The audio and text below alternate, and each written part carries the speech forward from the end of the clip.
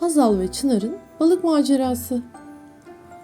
Yaz sabahı güneş ufuktan yeni doğmuşken Hazal büyük bir heyecanla ayakkabılarını giyiyordu. "Hadi baba, Çınar hala uykuda mı? Tekne bizi bekliyor," diye seslendi.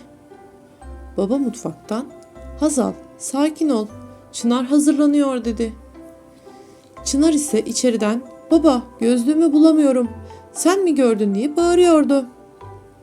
Hazal hemen odasına koştu ve yastığın altına bakarak gözlüğü buldu. "İşte gözlüklerin tembel balıkçı," diye alaylı bir şekilde konuştu. Çınar, "Pekala, hadi gidip kim balık tutacak görelim," dedi. Hazal'a meydan okudu. Baba her zamanki gibi ikisinin tatlı atışmalarını izleyerek güldü ve "Hadi bakalım, macera başlıyor," diyerek yola koyuldular. Limana vardıklarında mavi beyaz boyalı küçük tekneleri onları bekliyordu. Çınar teknenin ismine bakarak, "Baba, neden tekneye balık üssü demedik? Daha havalı olurdu," dedi. Baba gülerek, "Teknenin adı Hazal'ın hayali. Çünkü Hazal her zaman balıkçı olmak istediğini söylüyor," dedi. Hazal bu söz üzerine coşkuyla, "Bugün en büyük balığı ben tutacağım, size göstereceğim," diyerek bağırdı. Çınar ise gözlüklerini düzeltip, "Sen oltayı doğru tutmayı öğren, sonra balık tutmayı konuşuruz," dedi. Hazal suratını ekşitti ama sonra tekneye atladı. Babası motoru çalıştırdı ve açık denize doğru ilerlemeye başladılar. Deniz sabah güneşiyle parlıyordu ve rüzgar yüzlerini okşuyordu. Hazal rüzgarla saçlarını savururken, "Bu harika olacak," dedi. Açık denizlere ulaştıklarında, "Tamam çocuklar, şimdi herkes oltasını hazırlasın," dedi. Çınar dikkatlice oltasını hazırlamaya başladı. Çevresindeki her şeyi dikkatle inceliyordu.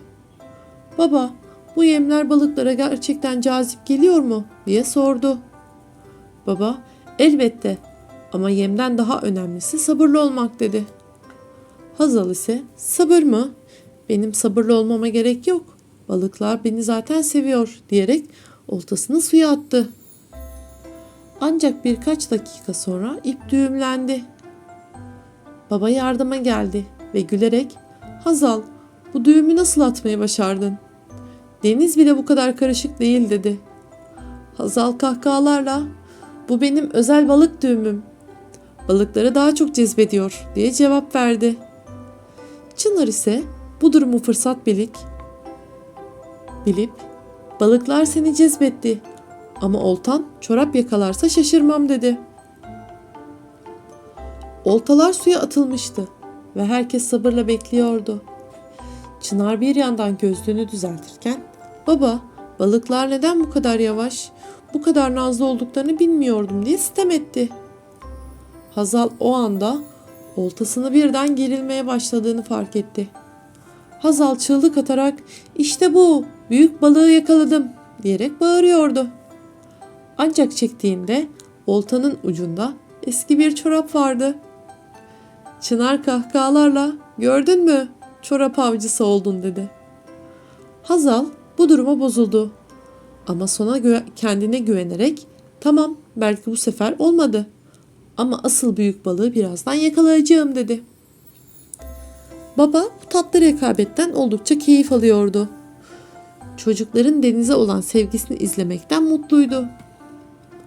Saatler geçtikçe oltalar denizde sessizce sallanıyordu. Baba, "Sabır en büyük erdemdir, unutmayın," dedi.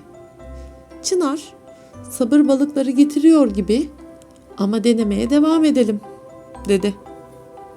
Bir süre sonra Çınar'ın oltası da gerilmeye başladı. "İşte bu, Hazal, dikkat et, gerçek bir balıkçı nasıl çalışır gör," dedi. Ama oltanın ucunda büyük bir yosun yumağı vardı.